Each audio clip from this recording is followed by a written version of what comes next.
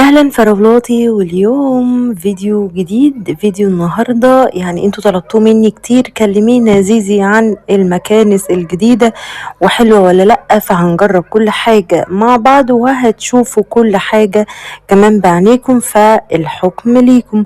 فيديو النهاردة حماسي جدا جدا، هيعجبك. فيلا جهزي نفسك واعملي كوباية النسكافيه بتاعتك او فنجان القهوة واستمتعي معايا بالفيديو النهاردة. اولا انا قررت ان انا ارتب البيت. انا كان بقالي كذا يوم بصراحة يعني ما بعملش روتيني اليومي بشكل كويس، علشان انتوا عارفين ان انا عندي مود اكتئاب. مش حابة اتكلم عنه في الفيديو النهاردة، لان زي ما قلت لكم انا حابة ان انا احمسكم. وبرغم كل اللي انا فيه، بس انا كنت حابة ان انا يعني اعمل لكم فيديو لذيذ قوي وكله حماس. قررت ان انا اعمل حاجات كتير النهارده بصراحه، من ضمنهم ان انا غسلت اكتر من مره، ونشرت ان كان عندي كمان غسيل كتير قوي، وكان حاجات كتير متراكمه عليا بسبب يعني ايه ان انا مش في داخل المود، ولكن كان جوايا طاقة كتيرة يعني بايخة. فحبيت ان انا اطلعها بالروتين. انا بحب بصراحة لما بحس نفسي متضايقة او جوايا طاقة مش حلوة، بحب ان انا ابتدي ان انا اطلع كل الحاجات اللي جوايا في ان انا انظف البيت او اعمل اي حاجة تشغلني شوية. ولكن انا اثناء شغل البيت اللي اساسا ما بيخلص، انا بحب ان انا يكون رفيقي هو القرآن. بحب ان انا اشغل القرآن جدا جدا جدا، وبحب كمان اشغل مشايخ معينة عشان بحب اسمعهم، وفي نفس الوقت احب ان انا ابقى مستمتعه كمان وانا سامعه الصوت بتاع الشيخ اللي انا بحبه ايا كان. بقى فيه كذا شيخ انا بحبه بصراحه، محمود علي البنا، مشاري راشد، كذا بقى شيخ احمد العجمي. في كتير قوي شيوخ بصراحه بحب ان انا اسمعهم. وببتدي بقى ان انا اشتغل في البيت بقى زي ما انا عايزه. كان ورايا حاجات كتير زي ما قلت لكم، فقلت بقى ان انا اغسل وانشر وارتب البيت على حسب ما انا هبدأ. فانا اول حاجة ابتديت بيها هي كانت الريسبشن. ابتديت ان انا ارتب الكنب واشيل كل حاجة موجودة مش في مكانها. ابتديت ان انا اشيلها، طبعا زي ما احنا شايفين جوتشي لزق في قفايا، هتلاقوه يعني لو لاحظتوا في بداية الفيديو كان بيمشي ورايا في اي مكان انا بروحه، هو جاي ورايا لان زي ما قلت لكم هو حاسس بيا جدا. ف تملي بلاقيه منين ما باخده كده بلاقيه ورايا قاعد لي زي ما انتم شايفين كده. فانتي بتنضفي؟ طب يا توتي انا قاعد لك اهو. فبيسليني بصراحة. ابتديت ان انا انضف كل حاجة بقى انا عايزة انضفها، ابتديت ان انا انضفها والمع اي حاجة محتاجة ان انا المعها. وابتديت ان انا الم اي حاجة مش في مكانها او اي حاجة هتترمي ابتدي ان انا ارميها، بحيث ان انا اكنس على طول بقى اكون خلصت كل الحاجات اللي هي كتلميع ترتيب الكلام ده كله. انا بكرة المفروض عندي مدرسين جايين، ف مدرسة منهم كانت طالبة كتاب انا نسيت خالص ان انا اجيبه. بعت للمكتبة على طول وبعتت لي الكتاب بتاع الانجليش. فقلت بقى اشيل كل حاجة زي ما قلت لكم. قولوا لي استعديتوا للشتاء ولا لا؟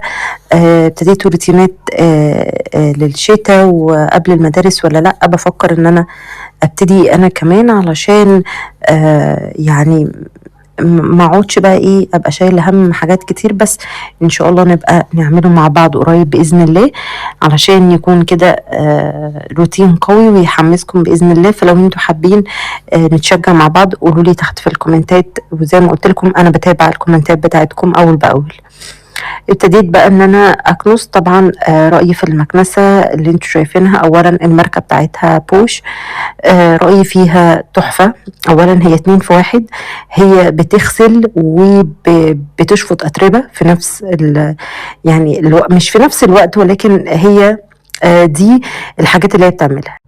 لو في مَيّة واقعة في الأرض أقدر إن أنا أشفطها بالمكنسة بكل سهولة، ولو حابة إن أنا أغسل سجاد أو مراتب أو أيًا يكن أقدر أعمل كده بكل سهولة، وطبعًا يعني هي لطيفة أوي. أنا لسه ما استخدمتش بصراحة موضوع الغسيل أو شفط المَيّة أو الكلام ده كله، أنا ما زلت باستخدمها للكنس وهي بتشفط بطريقة مش طبيعية اللهم بارك عليها. جميلة جدًا عجبتني. عيبها الوحيد إن هي بصراحة يعني تقيلة جدًا، جدًا، جدًا. هي تقيلة حبتين بصراحة، لكن هي فيها مميزات كتير زي ما قُلت لكم إن هي تقدري تغسلي بيها السجاد بتاعِك أو المراتب أو الأنتريه، وتقدري تشفّطي بيها. مميزاتها برضه الحلوة إن الخرطوم بتاعها طويل جدًا. مميزاتها برضه إن السلك بتاعها طويل زيادة عن اللزوم. يعني أنا كان عندي المكنسة اللي قبل كده Black and Decker تقريبًا black أو black and white والله لأ black and Decker يا جماعة. وأنتم عارفين أنا كنت باشكّر لكم فيها قد إيه، وقد إيه هي كانت حلوة الحقيقة. ولكن دي أحلى ودي مميزاتها أعلى، وزي ما قُلت لكم عشان هي بتغسل يعني غسيل سواء سجاد أو إن أنتِ كمان تقدري تشيلي بيها الأتربة وتكنسي بيها عادي. الخرطوم بتاع دي أطول، السلك بتاع دي أطول. فدي فيها برضه مميزات كتير أوي. وطبعًا Bosch يعني ماركة معروفة جدًا ومحترمة جدًا، وكلنا عارفين يعني قد إيه هي شركة حاجة خطيرة بصراحة. فبصراحة المكنسة عجبتني جدًا اللهم بارك، حلوة أوي، وهي سهلة في كل حاجة وسلسة في كل حاجة، وكمان قوة الشفط بتاعتها عالية جدًا فوق ما أنتم ما تتخيلوا. يعني عالية، عالية بأمانة. لو أنتِ لابسة خاتم في إيدِك كده والخاتم واسع سيكة، ممكن يتشفط منِّك عادي جدًا بكل سهولة وما تحسيش بيه كمان. فخلّي بالِك من النقطة دي لو أنتِ هتجيبي المكنسة دي. وزي ما أنتم شايفين هي بتكنس بكل سلاسة، وكمان الكفة بتاعة المكنسة المميز فيها إن هي بتيجي معاكِ يمين وشمال، بتتحود معاكِ بكل سهولة. أنتِ مش بتضطري إن أنتِ تقعدي تعوجي المكنسة بتاعتِك، فالموضوع لطيف أوي. زائد إن أنا عايزة أقول لكم إن أنا مثلًا كنت حاطة يعني عايزة أعرّفكم قد إيه طول السلك طويل جدًا. أنا كنت حاطة سلك المكنسة أو الفيشة في الreception. أنا عايزة أقول لكم إن أنا أخدت المكنسة لحد أوضة البنات جوّه عشان أكنس بيها، ودي مسافة كبيرة جدًا، جدًا في إن أنا أكنس بيها لحد آخر الأوضة. فده أنتِ بتهرّجي بقى. فما شاء الله السلك بتاعها زي ما قُلت لكم طويل جدًا. طبعًا هي ليها أدوات كتيرة أوي، أوي، أوي، وهي جاية بكل حاجة، حتى معاها إزازتين كده، جاية بكل حاجة. بس أنا لسه بصراحة يعني مش عارفة طريقة تشغيل التنضيف بتاعها إزاي إن أنا أغسل بيها أو يعني أتعامل بيها لسه بصراحة. فأنا إلى الآن أنا باستخدمها كشفط زي ما أنتم شايفين. وما شاء الله بُصّوا بكل سهولة وسرعة نضّفت الشعر مطرح القط، نضّفته لي على طول. من غير بقى ما أقعد أشيل وأعمل وأسوي، لأ خلِّت الكرسي زي الفل. يعني شفّطت حتى الأتربة اللي في القماش بتاع الكرسي زي ما أنتم شايفين إن هي القوة بتاعتها عالية جدًا، جدًا، جدًا. بعد كده ابتديت طبعًا بعد ما كنست كنسة محترمة ولمّيت كل حاجة ونضفت كل حاجة، عطّرت الreception. بعد كده شغّلت البخور بتاعي، وابتديت إن أنا أروح للجزء التاني من الreception عند المطبخ، وابتديت إن أنا أفضّي بقى كل حاجة على الcounter عشان أبتدي ألمّعه برضه أشيل كل حاجة. طبعًا زي ما قُلت لكم أنا تقريبًا بقى لي يعني كذا يوم أنا ما عملتش أي حاجة. لإن مودي مش ألطف حاجة، وده غصبٍ عني مش حاجة بمزاجي. فوالله العظيم رغم كده إن أنا أوقات كتير ممكن تلاقيني برضه أدخل المطبخ وأغسل وأعمل وأسوي، بس طبعًا الأولاد ربنا يخلّيهم يا رب ويهديهم يعني مش مخلّين حاجة في مكانها تقريبًا. وأنا طبعًا باشرب قهوة كمان كتير الفترة دي، أنا مش قادرة أفهم في إيه. بس زي ما تقولوا ضغطي واطي زيادة عن اللزوم. فباضطر إن أنا أشرب قهوة كتير. طبعًا فراولات كتير ابتدوا يقولوا لي: "زيزي بلاش قهوة كتير، زيزي اشربي ينسون، اشربي مش عارف إيه، في قهوة بدون كافيين، في كذا، في كذا." أنا نسبة الكافيين عالية جدًا في جسمي ودي حاجة غصبٍ عني. أنا كنت زمان مدمنة شاي وبطّلته وبدون سبب، بطّلته لوحدي. كنت باشرب شاي حبر صعيدي. الناس في الصعيد عارفين يعني إيه حبر صعيدي، بس الناس اللي مش عارفين أو أخواتنا اللي في الدول الأخرى، الشاي الحبر الصعيدي هو نفس طريقة، يعني أنا باشربه على طريقة الشاي الكشري. يعني إيه شاي كشري برضه؟ إن أنا باحط الشاي في قلب الكوباية اللي هو التفل نفسه، باحط معلقة من اللي بنقلب بيها، معلقة مليانة على الآخر. ودي كانت طريقة الشاي بتاعتي. وما باملاش الكوباية، لأ هي بتبقى كوباية معينة أو مَج معين. لو مَج بيتملي لحد أول الودن ما باكمّلش المَج، ما باحبش المَج يبقى مليان. وده كان طريقة الشاي، وكنت باشرب مثلًا 9، 10 مَجّات كده بالمنظر اللي أنا باقول لكم عليه ده على مدار اليوم. بعد كده أنا قعدت سنين بالمنظر ده لحد ما أنا بطّلته بدون سبب، وبقيت أشرب الشاي ده يعني من إيد أمي بس كده. يعني لو أمي عندي كل يوم هنعمل شاي هاشرب شاي من إيديها، لو أنا عند أمي وأمي هتعمل شاي كل يوم هاشرب شاي من إيديها مرة واحدة في اليوم. أما طول ما أنا في بيتي أنا ما باشربش شاي خالص. قليل أوي، أوي، أوي إن أنا أطلب أعمل لنفسي كوباية شاي كده بنعناع والّا حاجة، غير كده لأ. يعني بتبقى أوقات كده بتطلب مع الواحد كوباية شاي بنعناع لو أكل أكلة حلوة يعني، ده وأنا في البيت. أما بقى غير كده لأ. فالفترة دي أنا بقى لي سنين برضه باشرب قهوة. كنت باشرب طبعًا على مدار السنين اللي فاتت كلها كنت باشرب قهوة بسُكّر. كنت باشرب سُكّر زيادة كمان. أما بقى لي حوالي يعني يمكن السنة دي هي أول سنة إن أنا أشرب فيها قهوة سادة بدون سُكّر تمامًا. وما بقيتش أقدر إن أنا أشرب قهوة بسُكّر، لإن بتعمل لي دلوقتي قيء لو أنا شربتها بسُكّر. الموضوع عندي بقى صعب جدًا. نفسي أبطّلها، مش هاقول لكم لأ، يعني نفسي إن أنا أبطّلها أو أستبدلها بقهوة إسبريسو، لإن القهوة الإسبريسو قهوة صحّية جدًا، وفنجان واحد أو فنجانين على مدار اليوم كلّهم يقدروا يفوّقوكِ. إنّما القهوة اللي إحنا بنشربها لأ، بتشربي بقى مش بيعمل معايا حاجة بصراحة. لكن الإسبريسو لأ، بيعمل معايا حاجات مش حاجة، بيفوّقني جدًا. حاولت إن أنا أقللها، قعدت فترة باقلل القهوة الحقيقة وباشرب فنجان أو 2 في اليوم. وبعد كده لمّا بادخل طبعًا في mood وِحِش أو بييجي لي اكتئاب للأسف أنا باشرب أو بالجأ للقهوة، ومع ذلك أنا ما باسهرش، ومع ذلك أنا ما بتفوّقنيش. بالعكس أنا ممكن أشرب القهوة أخُش أنام عادي جدًا، لإني أنا زي ما قُلت لكم نسبة الكافيين عالية عندي. دوّشتكم بالمشكلة اللي عندي، ولكن إن شاء الله، إن شاء الله ربنا يعيني وأقدر إن أنا أقللها وأرجع تاني أنتظم في إن أنا أقللها وأشرب فنجان أو 2 على مدار اليوم، عشان صحيًا زي ما أنتم عارفين أنا تعبانة شوية، وده غصبٍ عني برضه الانفعال والغضب وأوقات كتير ما بندخل في mood اكتئاب. الموضوع مش موضوع إن إحنا داخلين في موسم الشتا، أنا بالعكس أنا ده الموسم بتاعي، لإن أنا كائن شتوي جدًا، أنا باحب الشتا ما باحبش الصيف. زائد إن بالعكس الأجواء الشتوية عند البعض بتعمل لهم كسل وبتعمل لهم أرق بيبقوا عايزين يناموا طول الوقت وبييجي لهم اكتئاب. إنما أنا العبد لله بتبقى الأجواء المفضلة بالنسبة لي. أنا عندي استعداد أنزل أخرج وأتفسح وأروح وآجي وأتنطط وأشتغل وأعمل كل شغل البيت اللي أنتم تتخيلوه أو ما تتخيلوهوش طول فصل الشتا، وبابقى مبسوطة وسعيدة جدًا والدنيا لطيفة أوي. أمّا الصيف بالنسبة لي صعب جدًا، بالعكس يعني الصيف يعمل لي اكتئاب وضغط واطي طول الوقت، أمّا الشتا سعادة وفرح طول الوقت.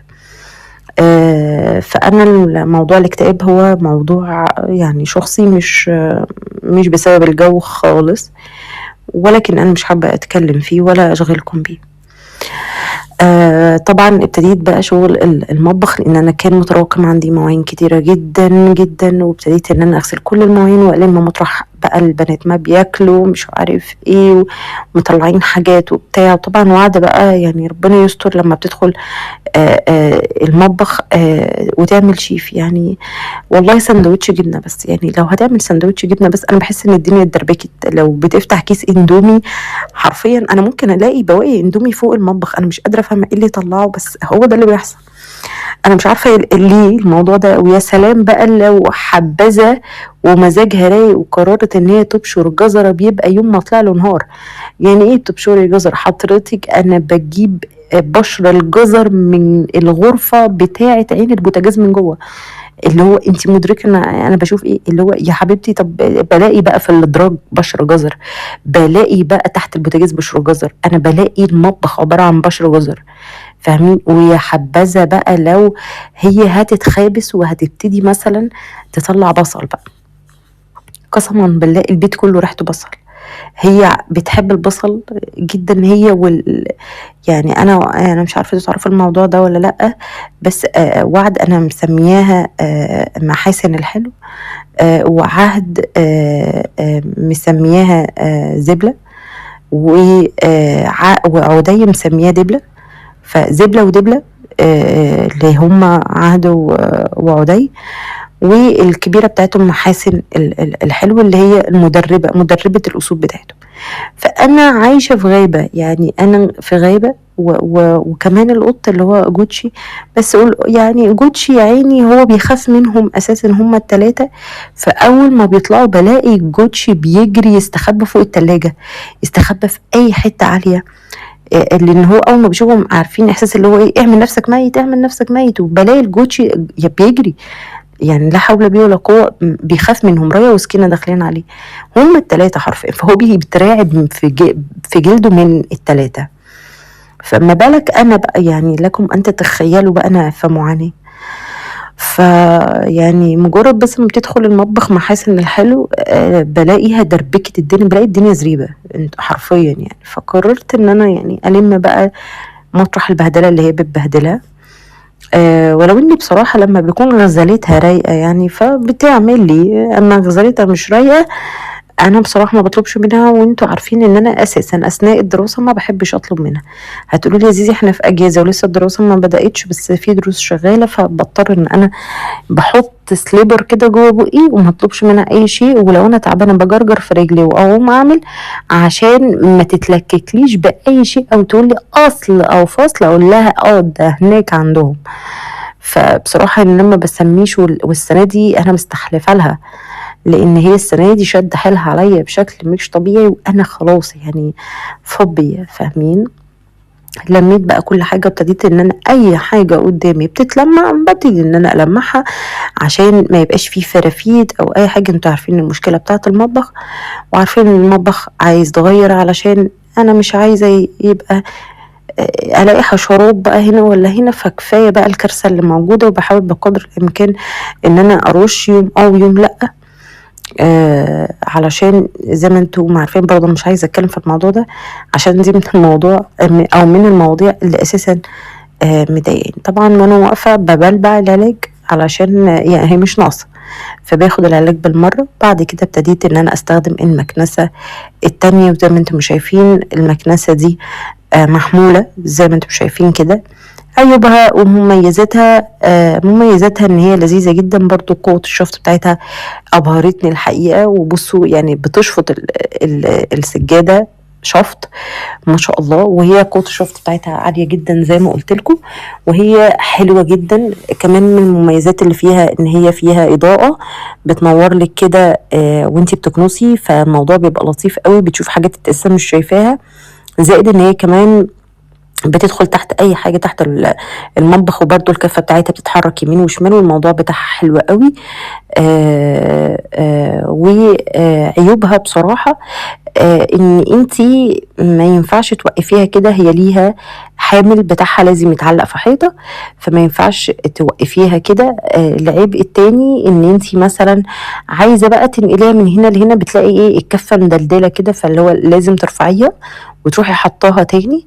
العيب اللي بعد كده ان هي طبعا احنا عارفين ان هي بتتشحن، فهي بتاخد وقت كبير جدا عشان تتشحن، وفي نفس الوقت عشان تكنسي بيها، فهي مش هتقدر تكنس لك مسافة كبيرة جدا.